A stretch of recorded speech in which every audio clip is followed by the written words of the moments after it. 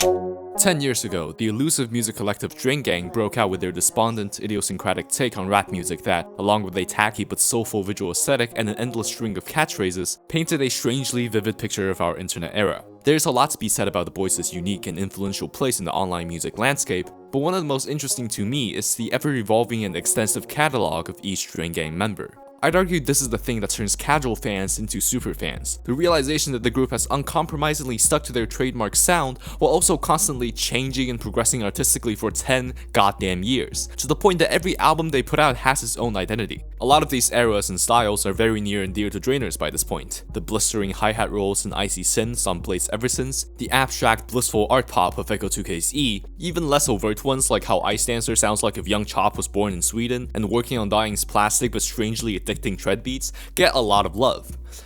But then there's Thaiboy. And I guess he makes music, I don't know. I know it's kind of cliche to point out how underappreciated Thaiboy Digital is due to him being literally deported while Drain Gang was on their rise, but I admit that I initially also had a hard time understanding what made him stand out from the rest of the collective. Blade has been pushing the Drain sound ever since he fucking invented it, and Echo's voice cannot be mistaken for anyone else's. But Thaiboy's style of auto-tuned crooning has always felt much less defined and necessary. What is Thaiboy's unique identity as an artist? I guess he's a Blade who brags more? His output over the years isn't exactly helping his case either, as they've been scant and mostly, to put it bluntly, middling. His first album, Tiger, people seem to like it, but to me, it just sounds like glue with worse, less complete ideas and a much deader vocalist. The collab album with Blade, AVP, seems to be the consensus for one of the worst Drain Gang projects, and I don't really disagree. Magic is the only song I give a shit about on this thing, and his 2022 comeback Back to Life, despite having a lot of fun, catchy moments, kinda sounds like they just pressed the Make Drain Gang button and put out the safest approximation of what that style of music sounded like in 2022. To be clear, none of his stuff was ever that bad, and as a fellow brain-rotted Drainer, I enjoyed a lot of it, but it never felt like Thaiboy had anything special to bring to the Drain Gang canon outside of being a pleasant guy who had a cool flow once in a while. Which was sad, because I really wanted to root for this down-to-earth, happy-go-lucky dude who's also like the only Thai rapper with any international recognition. Thaiboy, I don't think you can say that. But right as I was about to write off Thaiboy for being the weak link of the group, I decided, fuck it, might as well finish out his catalog before I cast the final judgment, and put on his 2019 album Legendary Member on a long night's drive with no expectations. And 34 minutes later, I was a changed man.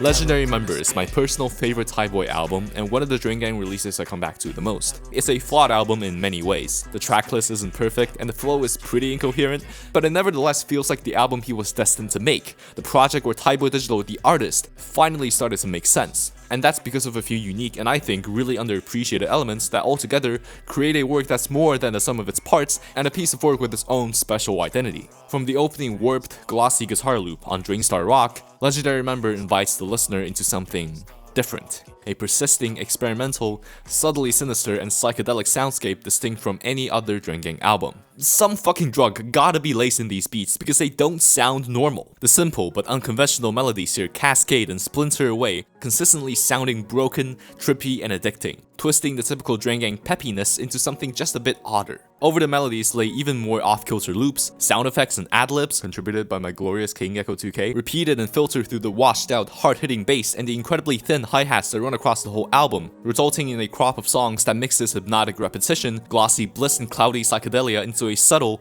but distinct aesthetic. Some might call Legendary Member's drums cheap or skeletal, and I would usually agree, but because the project has wrapped itself in the context of this hazy and slightly off-putting sound, I actually find that the drums just add to the subdued, disorienting ecstasy this album delivers so well. This album sounds like you're constantly falling, or like you're speeding on a highway at night while the street lights blitz across you, or like you're high out of your mind, midair, or you're like just really high. And maybe the most impressive thing is how it doesn't even sound like they were trying to do that, despite how much deliberation there must have been to the placement of every single sound in order to achieve this atmosphere. The Drain Gang and Sad Boy's producers just have such good musical instincts by 2019 that they just knew how to keep simple elements interesting and engaging over a 2 to 3 minute runtime. Well, that, and also because Thaiboy went the fuck off on this album. Accompanying Legendary Member's unique production is Thaiboy's performance, the synergy between which is actually the main reason I call this his defining project. And he did that by reinforcing and emphasizing all of his greatest strengths as a rapper. So, what is Thaiboy Digital good at? Blade's worlds are colorful and vast. Echo's music perpetually feels like it should belong in a modern art museum.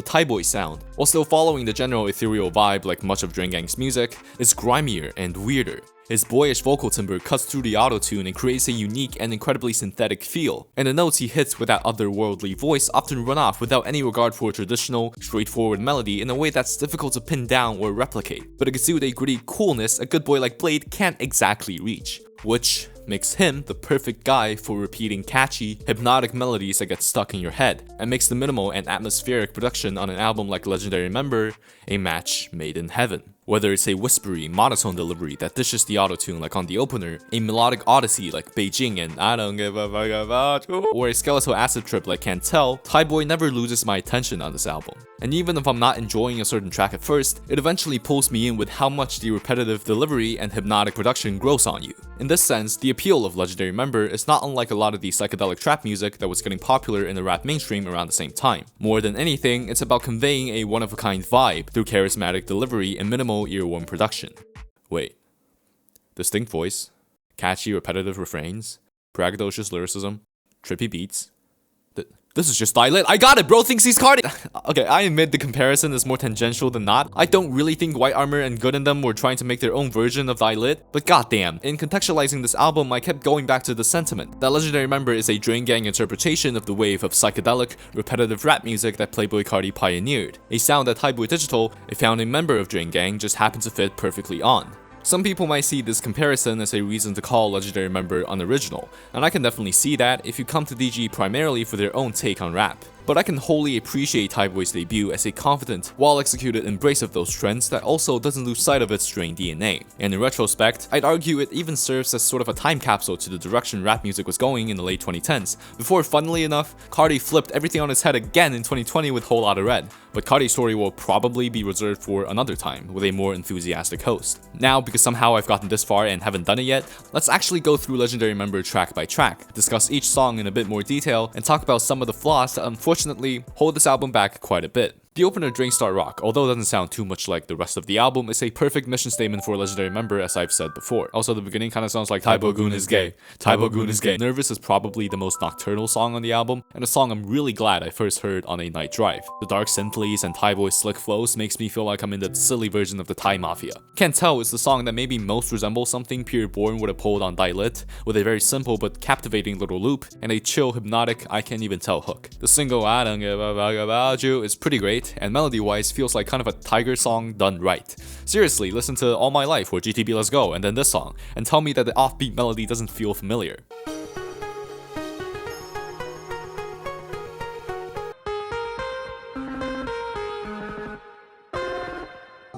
Can't say around me and my gang, boy, you a bum.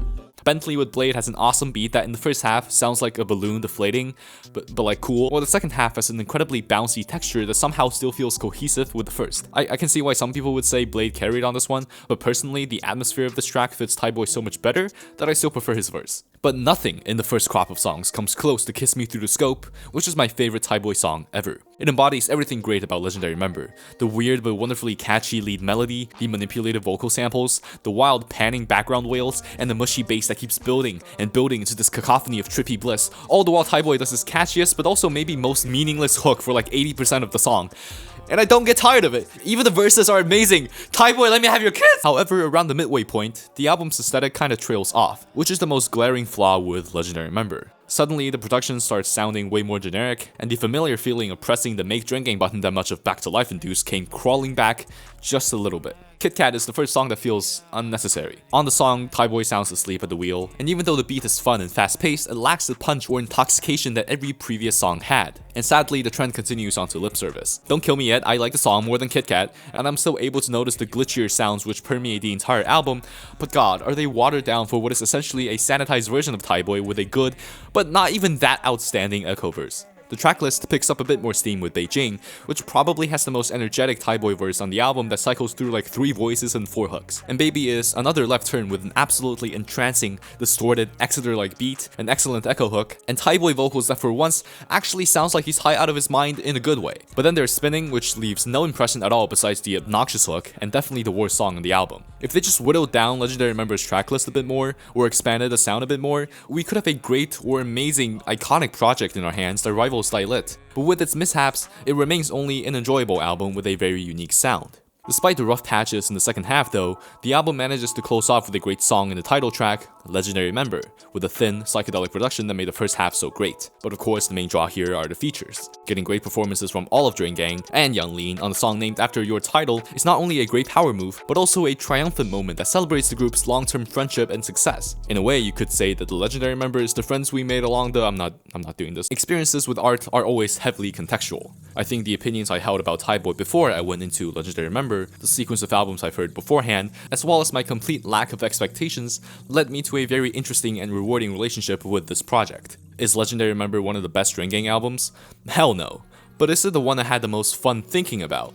Probably. By being in a position in headspace where I could fully dive into this album, I noticed all of these fascinating similarities, textures, and connections that I didn't see discussed anywhere else, and was obviously compelled enough by them to share my thoughts online. And before we post this video and get like 3 views, I can't really know if I'm onto something here, or if I'm just schizo posting again. But I think the main thing to take away here is just how, once in a while, it's cool to let a piece of art fully in without any reservations or expectations, because you never know what you'll find if you let yourself be curious, be imaginative, and analyze and interpret. Keep yapping is what I'm saying. Subscribe. Bye bye.